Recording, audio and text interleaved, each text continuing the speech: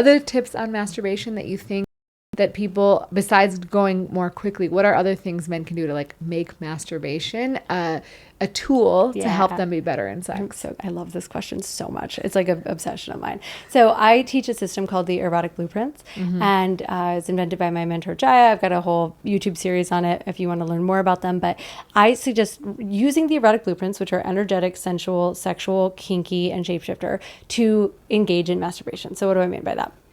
Start with an energetic approach, which means way less physical and a lot more feeling into the energy that exists. So I'll give you an example that doesn't make it sound so woo-woo. If you rub your hands together like this. Yeah. And then you float one hand over your arm, there's a space like right here for me right now where I can actually feel my hand and I can feel my arm. Even though without touching, right? I'm like aware of the space between them. I can feel like a little heat. And we have this incredible ability to really, I mean, I can... There are folks who can really feel the energy, and you can feel the energy of from like quite a bit of distance because they've really trained that and they're very sensitive. So, but if you do this with yourself, if you do that with your cock and you just allow your body to sort of like, think about it like it's reaching out. My nerve endings on both my hand and my arm are like reaching for each other now, trying to feel each other, right? Yeah. Even just something like that simple can actually engage a lot of awareness that's not otherwise present because we're going straight for touch, right? Yeah. So if we even just begin to like say, oh, I'm aware that my body exists in space. Okay, that's interesting. I can feel like, okay, oh wow, even like with that, I can feel where there's tension or I can feel where I don't feel things. And that's also very useful information. And then move from there into a slow increasing amount of touch and amount of stimulation. So moving into the sensual blueprint is making it a sensory experience. So making sure that you have a space that feels like at least sensually supportive. It doesn't necessarily mean having like a perfectly clean room, but maybe you like clear the clutter off of the bed, or maybe you like turn on a fan or light a candle or something, just to like give your five senses something to ground into. Men don't really think these things are for women, right? A lot of the time, but actually men are just as sensorily oriented as women are. They just really haven't been given permission to like light a candle. To do it, yeah. And maybe it's take a shower first, you know, whatever like has you feel grounded in your body so that you can experience pleasure in all five of your senses. Maybe it's putting on music. Yeah. But then also using a high quality lubricant, like throw out the Jergens, you guys. Like lube is cheap. It's 2025. Like get a nice lube. It could be a silicone based lube because it lasts a long time when you're masturbating. Oh, it could be oil. It could be an oil-based lube. They make your skin feel better over time. Like, this is good stuff. Treat it like a self-care routine. And then... don't use Vaseline or lotions, please. Like, get lube, or if you have to, oil from your kitchen, like olive oil is fine, but do not use other things. They're going to irritate you. They're not going to feel good. That's not what it's meant for. Yeah. You know, like this, I like to think like this is your guy, you know, like you want your cock to like pamper be with you and perform and all. Right. And you have this relationship to it where you're like, you just perform despite the fact that you're throwing like Vaseline on it. Like, that's not fair. You know, you wouldn't do that to someone you love. Like, treat them like someone you love. But begin to like slowly ramp up. Do something called Lingam massage, which I also teach. Like give yourself a massage instead of going straight for this should feel good, this should feel arousing, this should get me to orgasm. And then once you've done that for a while, then move into a technique that feels like, you know, you're going to get closer to orgasm, depending on if you're edging. Edging meaning getting close to orgasm and then pulling off. That technique might look different. Switch things up. Use your other hand, especially if you want to last longer. Changing sensation, maybe even bring in a toy because that's going to be a different amount of sensation so you can train differently. And then finally bringing in fantasies, bringing in or visualization is what I actually prefer, because I think going on a porn detox, if any of the things that we've talked about today like really resonate and you think that porn is part of the challenge for you, like maybe take a little break with it and instead visualize yourself with a lover in that moment. Maybe a real lover that you're actually with, or a future lover who you want to be with, or like the wife or the girlfriend that you are calling in for yourself. Imagine yourself like making love to her in those moments if you need some sort of erotic reference in here. And if you're able to just be present with yourself, with your body, with your experience, you don't need to add any visuals in here either. And then play around with it. So all of these things, and you don't have to incorporate all of them at once, but even just making slight changes to your masturbation routine, even if it's just getting coconut oil instead of whatever, instead of petroleum jelly. These things add up, and they really show your body that you care about your body. And, it works just the same way it works with a lover. When you show a lover or a partner or a woman in your life that you really care about her and her well-being, doesn't she also bloom and blossom under your care? Like, body is the same. Yes. And I mean, I love that. Like, I think, it's always like, oh, you're whacking off. Like all these things that we talk about when men are like jerking off, whacking off. It's just like, it's also describing what exactly not to do, right? Like, don't just rush through it. Don't just... If you're listening, you should watch to see that facial expression. Whacking off is something that you should do to the weeds in your yard. Yes. So, I mean, yeah, absolutely. And you can even try different like textures. Like you might have like a silk shirt or like something like that can help. Like use a feather if you have one, right? Like something just try and experiment. Use the rest of your body. So much of our masturbation, both men and women, is so genital focused, and it like ignores every other nerve ending that we have in our arsenal of pleasure. Yeah. And your whole body can be erogenous, if almost your whole body. Maybe not like your chin or your like elbow. People train themselves to do all kinds of wild sexual stuff. But yeah, I mean, most of your body is quite erogenous. So if you want it to be, like you can orgasm without ever touching your genitals. Yes. Yeah, absolutely. Awesome. And I try orgasmic meditation also, which is like I recorded one. It's free on my website. Like it just guides someone through all of those things, a breathing technique, a body scan. Like you don't have to just figure it all out on your own, especially if the voice in your head is like, this is dumb, or you don't know how to do this, or it's not going to work or whatever. Like listen to someone else's voice guide you through the practice until you feel the results, and then it becomes easier for you to continue to pursue. And yeah, I think a lot of like I've been thinking about this a lot. Like men hesitate or think or really have to be convinced to like prioritize their sex life outside of just like having sex, right? Like if it means like talking, like we talked about having a therapist or other things, but like the reality is that like you should be doing this. Like this is another thought that you have in your head that's limiting you, And so let's think about why is it stupid to care about your sex life, right? And if you're spending the time here listening, if you follow your channel, if you care about getting it right on like a physiological or biochemical level, like why not take one or two extra steps to really bring it across all of the levels of your humanness. Yeah. You mentioned Lingam massage. So tell me a little bit, there's these like techniques, Lingam massage, Yoni massage. Tell me about like their background, what do they benefit, how to do them potentially? Yeah, so they really have their background in original Tantra, but they've really been resurfaced in our world through Neo-Tantra, people who are taking tantric practices, which are sometimes up to like 8,000 years old. I mean, there are lineages that have been passed from person to person for hundreds and in some cases thousands of years, because like I said, people have been thinking about sex because it was the original way to entertain ourselves, connect and feel good before we had TikTok. So Lingam massage and Yoni massage are both arousing and healing practices that we can engage in as lay people. You don't require a ton of extra skills in order to do this. I would argue that you have the right to touch yourself and your partner in these sorts of ways. And if you want more training, it's available.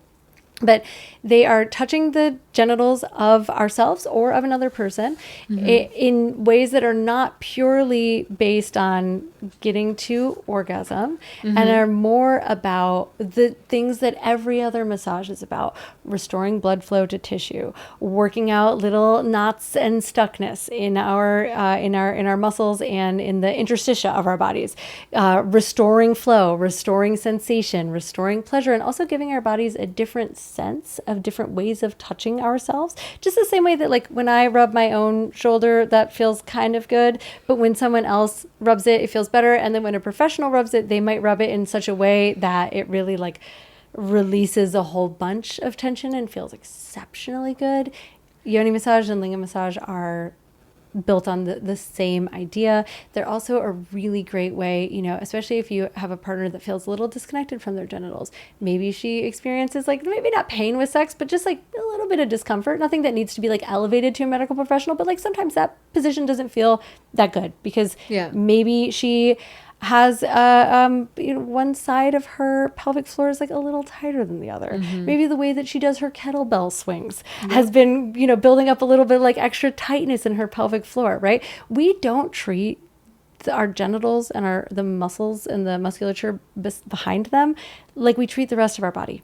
Right. It's very easy for me to go and ask my partner to rub my shoulders and neck. Like, it's a very different thing to say, I would like for you to touch my vulva and vagina with that same care and tenderness without necessarily going for arousal and orgasm, from a place of it's made out of muscles and they could use a little extra TLC right now. Absolutely. And even further on penises, on cock-bodied folks, like on lingams, I think there's very little thought on how to start to stroke and touch them, other than what we've all been seen and conditioned is the way that you touch a penis. Yeah. Yeah.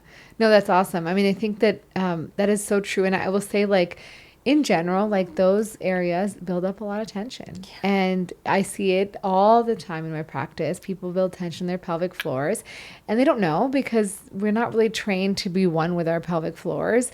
And so, but it's like wreaking havoc on their life, and they don't know. And so, like, I think if prophylactically people did things like that, we'd probably see a lot less pelvic floor tension. Yes. And I think also important, especially for women who intend to or have given birth vaginally, not while they're pregnant necessarily, but certainly before they conceive.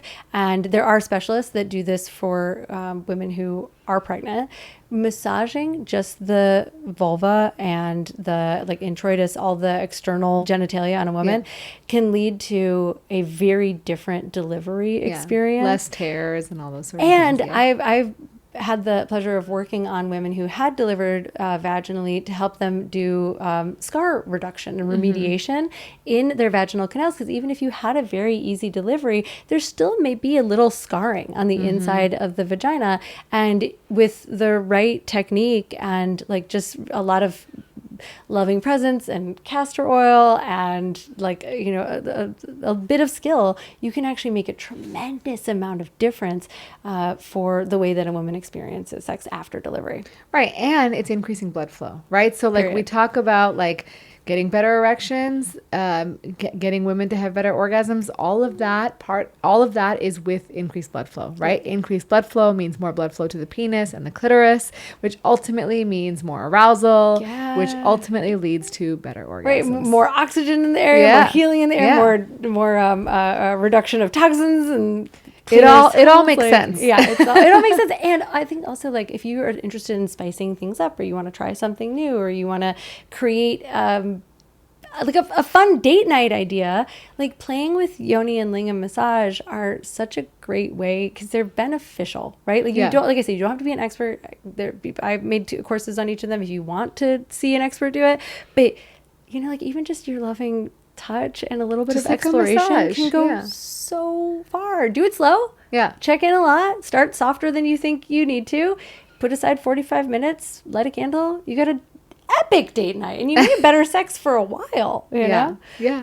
I like that, and it's novel for a lot of people. So you add novelty. Totally. Yeah. You've also talked, and I talk about this too, prostate massage.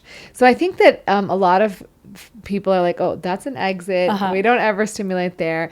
And there is obviously a lot of people who derive pleasure from prostate massage. So for someone who's curious about learning more about that, how do you recommend men sort of start engaging in that area? Slowly.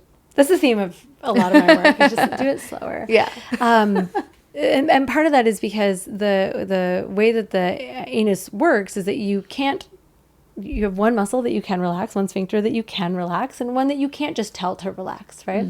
And we all know this instinctively, because we've all had times where maybe going to the bathroom was really hard, or we felt like we had to force it, and then if we tried again later, we were a lot more relaxed, right? Or even the terminology of tight ass is a literal term for someone who's squeezing in their glutes and in their anus. Yeah. So it is best, and this is true whether you are entering your own anus or a partner's anus, to slow down and wait on the outside and right past the first sphincter for the other sphincter to relax all the way. If you try to force that process or you try to rush the process, the experience of pain, you're more likely to not want to do it again because it didn't feel good. It's going to take a lot longer to actually adjust to having something penetrating you. If you just go slow at the beginning, chances are that you're going to have a way greater experience and you're going to be able to derive more pleasure from the experience overall. But it's difficult, right? Like it's hard to be patient. Like we want to do the thing and we want to do it now. Yeah. I would also say for men, one of the things that my clients come to me for is like if they've been experimenting with prostate play, but they haven't found the right toy, because not every prostate is, 1.5 inches or 2 inches or whatever inside of the rectum. Like some of them are, and your mileage will vary. So there are toys that are a little longer. There are toys that are a little shorter. There are toys that have more of a hook to them. I found that I have really short fingers. I have really small, thin fingers. And so when I've had partners that wanted me to stimulate their prostate when I didn't have these nails. Yeah, short nails is a good Short idea. nails is vital. Yes. All butts don't love nails. Speaking from experience. I found that in order to reach my partner's prostate, I had to like push as hard as I could, and it hurt the webbing of my finger. It just wasn't physically very comfortable for me to do that. And so if you think about all the variations in bodies, like you may have to experiment with a couple different toys, or your partner may not be able to like really hit the spot. You also physically, especially if you have any sort of mobility issues or your wrist doesn't spin this direction, which I would argue is probably most of us. Yep. You may benefit from just doing a lot of experimenting and if your anus isn't open right now, wait. If this toy didn't hit the spot, then try a different one, but don't give up. The only way to not succeed at something is to stop trying. Yeah. Yeah. And I think I think the important thing is not everyone is like, oh, prostate plays for me, but you won't know until you try. If you're interested, I think it's worth experimenting because you might enjoy it. And it might be something that you can use in addition to regular sexual penis and vagina intercourse. And it could be fun. It could be fun. Even if you don't go all the way inside of your body, all the way up to your prostate, even just like experimenting with the outside of your body can be really pleasurable. The anus has almost as many nerve endings as the lips. So there is a lot of pleasure that is available from just that, even if you don't go any further. And even just stimulating the perineum, so the taint, that area. I just say because everyone knows what that is. Everyone knows the taint, yeah. So you just, you can stimulate and put pressure there. You will sort of feel some of the prostate through that way too. And so if you don't want to go internal, that's another place where you can experiment. I would just add lots of lubrication. Always. Lots of lubrication. No matter whose anus. The anus is not self-lubricating. It will not produce lubricant. It doesn't, no matter how hard you want it to. You can't will it. Yeah. So let's talk about just like when you're with your partner, you talk about like titration and variation. So how do you sort of get in the rhythm, right? That is going to keep your partner aroused, engaged, but also sort of allow for that variation. Totally. I love that you asked this. So this actually was something that I had a big insight on after watching videos during good sex, because there was one couple in particular, and as soon as they got into bed, they were at like a 10, just like full out. And 0 to 10. 0 to 10. And I was watching this going, how can I explain to them that if you don't really start at a 1, you can't really enjoy all the stops up to the 10, right? And if you start at a 10, there's nowhere to go. Because if you just, then when you eventually have to like dial it back from one of those people, you feel like you're losing something, right? Yeah. It's like, it feels like you're at a concert and suddenly they turn down the volume. That doesn't feel good. We want them to like slowly turn up the volume until we have to put like in our crescendo. Earplugs. Yes. Yeah. So, titration is the idea that you slowly add and slowly take away things over time. And what I like about this concept, especially in bed, is that it feels best generally for our nervous systems when someone like approaches us in a way that like gradually adds more, even if we've been together for 20 years. Like it feels best when we move up in intensity and in stimulation, and also that we move back down in intensity and stimulation. And that doesn't have to be one time over the course of an entire encounter. You could go up and then down and then up to a higher place and then down and then up to a higher place and down. And that's where variation comes in. And the idea is that in order to really stay engaged and create what I like to think of as like an erotic journey together, as opposed to just a session that you're boning, that experimenting with both like increasing the crescendo and decrescendo, and then also bringing those to like various heights, to various amounts of intensity, and providing variation in the different ways that you're stimulating. You can use A/B testing to figure out what kind of variation you want to bring in. Does she like this movement or that movement, or does she like this one and at this speed or this speed, right? Yeah, you guys will have to watch to see how she moves. Yeah, sorry, yeah. This is, I'm a YouTuber, not a podcaster, so this is she's an up and down, side to side, circular, circle, right? And then really slow, and then a little faster, right? Which one did you like? A, B, A, B, and then refine. And with your thumb, with your first finger, exactly. Just test. You'll figure it all out if you just boldly and courageously test, and that does require a little bit of creativity, and that's why you keep coming back to sources of people that can share with you more ideas to test, right? Yeah. But to put a cap on titration and variation, I think that, I experience, and also the science says that when you experience the same repetitive motion at the same strength and the same speed over and over and over, your body quickly adapts to it.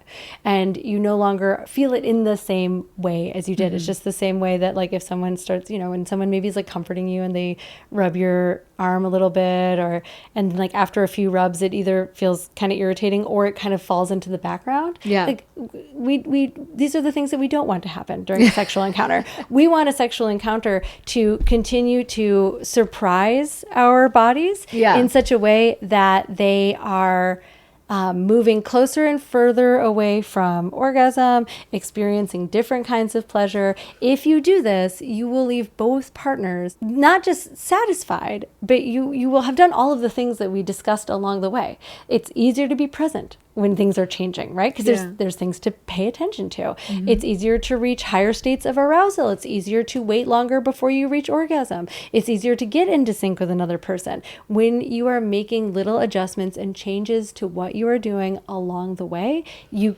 create the conditions that allow for that kind of sexual experience, and that's what I want everybody to have. I love that, because I think that, so many people are just going 0 to 100, right? Like there is no journey to be had. Everyone is so focused on climax. And look, orgasms are great, but the journey can be just as good. Yeah, and since orgasms are not always guaranteed, but the journey is always a part of the experience. If you focus on that, you're more likely to have the orgasm that you wanted anyways. If you like that clip with Caitlin V Neal, make sure to check out the full episode right here.